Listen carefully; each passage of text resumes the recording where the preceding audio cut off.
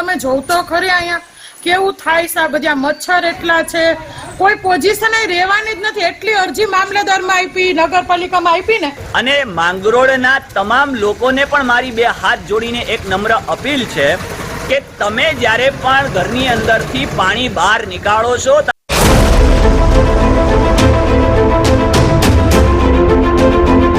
Hello guys, welcome back to my new video. મિત્રો, મારું ગામ સુંદર ગામ, સ્વચ્છ ગામ અને સલામત ગામ, એવી જ રીતે મારું શહેર સુંદર શહેર, સ્વચ્છ શહેર અને સલામત શહેર. પરંતુ આજ જે પરિસ્થિતિઓ છે એ પરિસ્થિતિઓ બહુ વિકટ થતી ગઈ છે. હાલની જે પરિસ્થિતિઓ છે એ ખરેખર એને ચલાવી લઈ શકાય એવી નથી. ઘણા બધા એવા વિસ્તારની અંદર હું ગયો છું અને આગળ મેં તમને ઘણા બધા વિસ્તારના એવા ઘણા બધા વિડીયોઝ તમારી સમક્ષ રજૂ કર્યા પણ છે. પરંતુ ક્યાંક અમુક બાબતોને ધ્યાનમાં લેવામાં આવી છે અને અમુક બાબતોને ધ્યાનમાં લેવામાં નથી આવી. સૌથી પહેલાં તો અહીંયાથી આ વિસ્તારમાંથી મને ઘણા બધા એવા ફોન કોલ્સ હતા કે નિઝામ સર, અહીંયા જે રસ્તો છે એ રસ્તાની અંદર પહેલાં તમે રસ્તો જોઈ લો. આ જે તમે રસ્તો જુઓ છો ને ત્યાં સુધી ખાડા પડ્યા છે અને આજે તો વરસાદી માહોલ પણ નથી, એટલા માટે કરી અને એ ખાડામાં પાણી ભરાયું છે, જે પાણી હજુ સુધી સુકાયું પણ નથી. આવી પરિસ્થિતિઓ છે. તમે આગળની બાજુ આમને આમ દૂર સુધી એમ કહી શકાય ને કે દૂર સુધી પણ રસ્તો એવી રીતે ક્યાંક ને ક્યાંક ખાડા ગઢ જેને કહી શકાય એવી પરિસ્થિતિ આજ આપણા માંગરોળની આવીને ઊભી છે.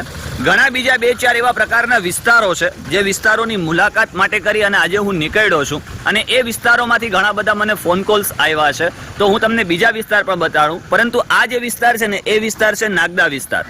આગળ છે એક શાળા પણ છે. બાળકોને અહીંયાથી નીકળવામાં પણ ઘણી બધી તકલીફો થાય છે. અને મિત્રો, અત્યારે હું પહોંચ્યો બીજા વિસ્તારમાં. અહીંયા લોકોનો પણ ઘણા બધા એવા પ્રકારનો પ્રશ્ન છે કે સાહેબ, એટલો સમય થઈ ગયો, અહીંયાથી ના તો કાદવ લેવામાં આવે છે, ના કીચડ ઉપાડવામાં આવે છે. અહીંયાની પરિસ્થિતિ છે એ અતિ ગંભીર છે એમ, કારણ કે અહીંયા રોગચાળો ક્યારે ફાટી નીકળે એ નક્કી જ ન કહી શકાય. અને હું છું અત્યારે કોરોનેશન જે હાઈસ્કૂલ છે એના પાછળના ભાગમાં, એટલે કે એમ કહેવાય કે કોરોનેશનનો ખાડા તરીકે ઓળખાવી શકાય છે. અને અહીંયાથી એક રોડ જાય છે એ માત્રી પર જાય છે. અહીંયાની પોઝિશન જુઓ કેવી છે, તમને બતાવું. આ જો આખો એવડો જબરજસ્ત અહીંયા કીચડ છે, અહીંયા પાણી ભર્યું છે અને અહીંયા એવું કહે છે કે એક બોર પણ છે, પરંતુ કાદવના કારણે એ બોર ભરાઈ ગયો છે. અહીંથી આમ જે રોડ જાય છે ને એ રોડ જાય છે સીધો માત્રી પર, અને અહીંયાથી જાય છે ને એ રોડ જાય છે સીધો કોરોનેશન હાઈસ્કૂલ. અને અહીંયાથી જે એક રોડ જાય છે, એટલે કે અહીંયા તો કાદવ ભર્યું છે, મારે ચાલવું થોડું અઘરું છે, પરંતુ હું તમને બતાવી દઉં. જુઓ, આની ઉપરથી મારે અહીંથી આમ બતાવવું પડશે તમને, આ પણ પડે એમ છે.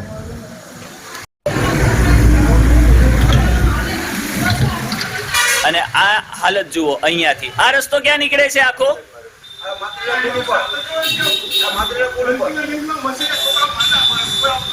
કોઈ આવતું જ નથી અહીંયા. હે,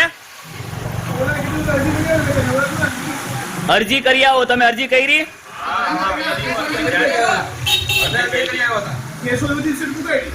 કેશોદુદી અરજી પહોંચાડી હતી. તમે શું કરો છો? સાફ સફાઈ કરો છો? હવે મારે ત્યાં આવવું હોય તો કેમ આવવાનું? આમ ફરીને તો આ ઘરના લોકો છે એ કેવી રીતે નીકળે છે? આ ઘરના લોકો આમ પછવાડેથી. જો મિત્રો, આવી પોઝિશન છે અહીંયા આ વિસ્તારની. આ બહેનોને અહીંયાથી નીકળવું હોય તો નીચે તો કાદવ જ ભર્યો છે. કેટલો કાદવ છે? આવો આવો, આગળ આવો. શું થયું એમને? હજી સુધી કોઈ આવ્યું જ નથી સાફ કરવા માટે, ગારો કાઢવા માટે, કે કંઈ પણ રસ્તો ઊંચો લેવા માટે, કે કંઈ પણ કોઈ પણ પ્રકારે. હા, એવું છે. જો મિત્રો, અહીં એટલા બધા ઘર છે. જો કે મારાથી નીચે જઈ શકાય એવી પોઝિશન નથી, કારણ કે હું નીચે જઈશ ને તો ગારો એટલો બધો પગની અંદર આવી જશે. પરંતુ અહીંયા આ ચારે બાજુ ગારો જ તમે જોઈ શકો છો. ગારો જ ગારો છે.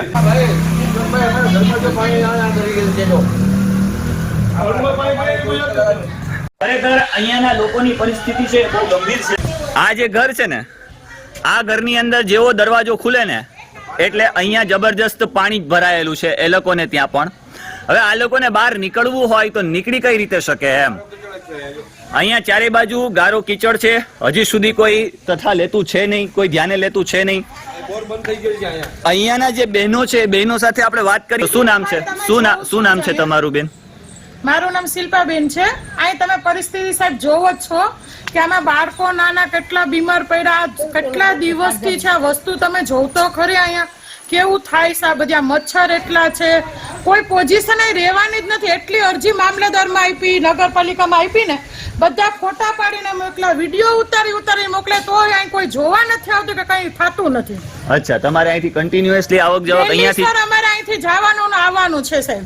અચ્છા, એકવાર 20 જણાની સહી લઈને અમે ગયા, પછી ફોટા પાડીને મોકલા, થોડું ઘણું નથી કર્યું. અચ્છા, 1 મહિનો દિવસથી છે કન્ટિન્યુ. સમયમાં ઘંટીમાંથી નીકળવું, દેવદર્શને જવું. ને અહીંયા બધા માણસ જાય સાહેબ, એકાદું નથી, આઈના જ નહીં, પણ માણા હાઈવે જેમ છે, કેટલી ગાડીઓ, રિક્ષા બધું આ જ રસ્તે જાય છે. મેળવા મૂકવાની શાળામાં તકલીફ પડે. મિત્રો, આવી પરિસ્થિતિ આ વિસ્તારની છે.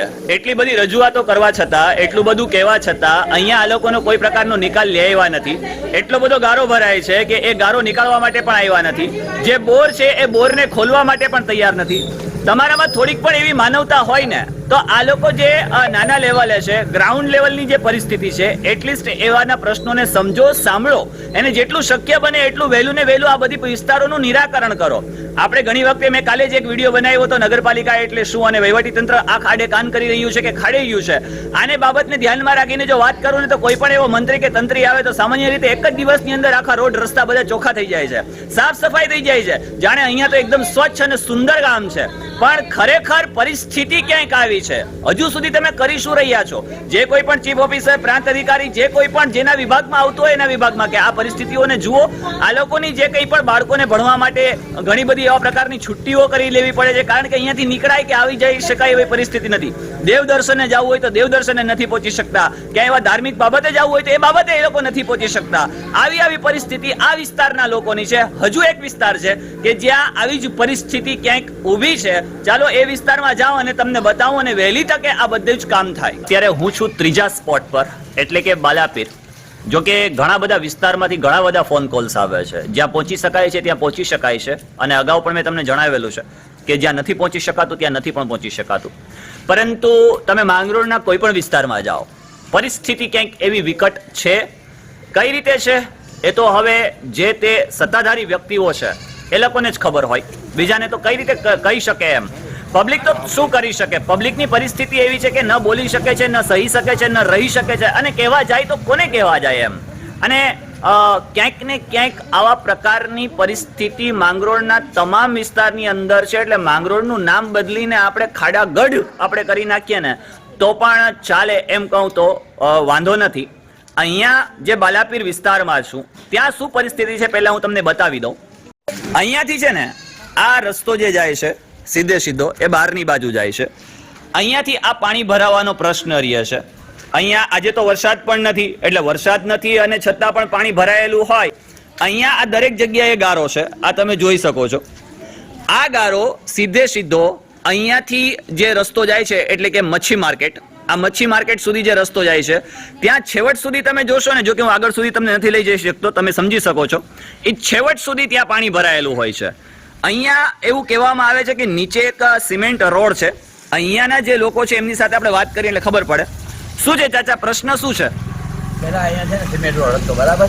અચ્છા, આગળ રોડ બનાવવાનો હતો. હા, તો એ લોકોએ રોડ બનાવ્યો તો અહીંયા છે ને પાણી ભરાતું હતું, બરાબર. તો એ લોકોને મેં કીધું કે ભાઈ અહીંયા સરખો રોડ બનાવે, એના બદલે એ લોકો એ શું ને પથરા મંગાવીને ભરી દીધા. અચ્છા, તે પછી પથરા મંગાવ્યા પછી કેટલાણ થયું, હા હા, એટલે એના માથે કાઢી રેતી પાથરી દીધી. અચ્છા.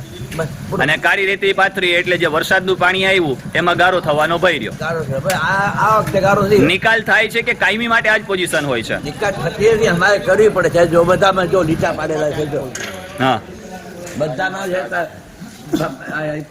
બાજુ ભાઈ છે મને ખબર છે હા. કે અમે પાવડેથી ખોદી હું મહેનત કરું છું. થી આ એટલું જે આ જે છે અહીંયાથી કોઈ પણ એવા ટ્રેક્ટર મંગાવી અને જો આ એટલી કાકરીઓ ખસેડી લેવામાં આવે ને છેવટ સુધી, તો અહીંયાથી પાણીનો નિકાલ થઈ જાય. એટલે ઉપરથી જ્યાંથી પાણી આવે છે ને એ પાણી સીધે સીધું અહીંયાથી પસાર થઈ અને સીધું નીકળી જાય ક્યાં? તો કે મચ્છી માર્કેટ સુધી. અહીંયા આજુબાજુમાં જ બધા તમે જોઈ શકો છો કે એક એક આજુબાજુમાં જ ઘર છે. હવે એ ઘરની અંદરથી બધા લોકો બહાર નીકળતા હોય, બાળકો બહાર નીકળતા હોય, બહેનો બહાર નીકળતા હોય, ભાઈઓ બહાર નીકળતા હોય તો કપડાં બગડવાનો ભય છે. ત્યાર પછી કોઈ પણ એવા પ્રકારના રોગચાળાનો પણ ભય રહેવાની સંભાવના છે. ક્યારેય પણ મચ્છર છે, માખીઓનો ઉપદ્રવ, મલેરિયા થાય, કોલેરા થાય, ટાઇફોઇડ થાય, ઘણી બધી એવી પ્રકારની બીમારીઓ થવાની સંભાવના રહે છે. એટલે અહીંયાના જે વિસ્તારના લોકો છે ને એની માત્ર એક જ ડિમાન્ડ છે કે ભાઈ આ જે રસ્તો છે અહીંયાથી આ જે છે એને ખસેડી લેવામાં આવે, ખસેડીને બહાર કરી દેવામાં આવે, જેથી કરીને અહીંયાથી પાણીનો નિકાલ થઈ જાય.